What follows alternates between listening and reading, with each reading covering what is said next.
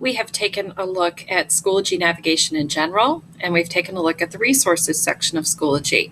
Now, the last module of getting started is taking a look at courses in Schoology. Again, the orange banner at the very top takes you to where you want to go. In this case, I want to go to courses. So when I click on that, I see a list of all of the courses that the district created for me. I'm going to click on the first one. And I'm going to take you on a tour of this from left to right. So the first thing you'll notice in the upper left is a profile picture for the course. Just like your personal profile picture, if you hover over it, you have the option to edit that picture. I like to change the picture according to whatever we're studying at the moment. You can always ask a student to go find a picture for that, and I've had students who have enjoyed that. Underneath the picture is course options. If you click on course options, you have the opportunity to view the course as students see it. Sometimes that's a nice feature. And you also have the option to edit the privacy and course settings. So a few options there. Continuing down the list, you have other areas of the course that you can go to. I'll be honest with you, a lot of these you won't use. For example, the grade book, we use IC, so we don't typically enter grades in the Schoology grade book. But the two at the top you will use, definitely the one at the top, the materials index. This is where you'll spend most of your time. Some teachers use the updates index. If I click on the updates index, you'll see that I used to use it. I changed my mind in October. You have to decide where students land when they navigate to your course. You can tell Schoology to have them land in the materials index or the updates index. I liked the updates index because I could post every day, here's what we're doing, here's what's coming up that's due. The problem was that I saw that students somewhat struggled with understanding that all of the rest of the course materials were located in the materials tab, that index over on the left. I thought, is there an easier way? Could I have them always land in the materials index? So you'll see that in October, I said I will no longer be using the updates tab of Schoology. Instead, at the top of the materials page, you will find a link to the daily updates doc. I'm going to go back to the materials index and show you what that looks like. At the very top of my list of things that I have in this course is a daily update, today's plan, and upcoming due dates. I'm going to click on this and open it because I want to show you how Schoology renders a Google Doc. Instead of sending you out to Drive to view the doc, Schoology embeds the doc directly in the Schoology window. This is a really nice feature.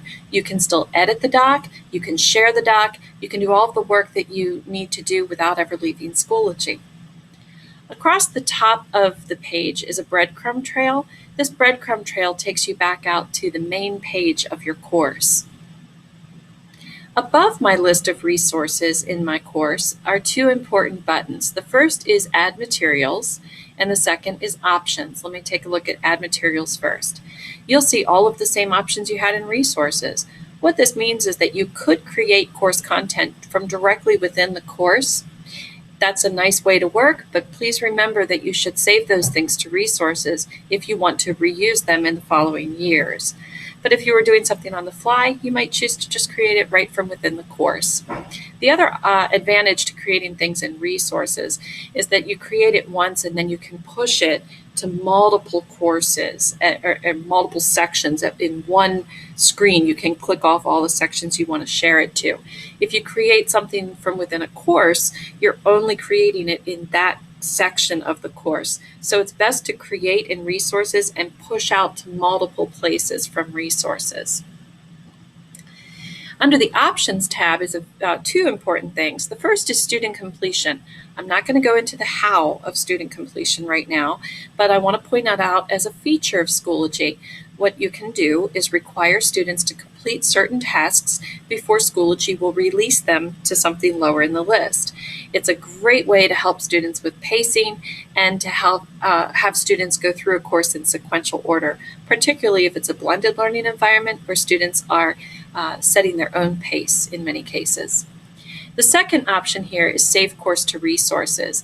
At the very end of the year, this is the very important step that you want to take so that you take the course as it stands at the very end of the year and you save the entire course to resources. Presumably, you could restore that entire course to your sections next year and have everything there ready to go for the school year. Before we leave the courses section of Schoology, I want to show you the gear over on the right. Like I say, gears are good. When you click on a gear, you have the option to edit the resource. You also have the option to look at the student completion for that, and you have the option to save that particular thing to resources. So if you create course content in the course, this is how you save it to resources so it's not gone. I do want to note that there's so much more to this, and obviously there are things on the screen that I haven't discussed, but future instruction is going to include that material. That completes the Getting Started module, and there is a quiz now for you to take to check your understanding.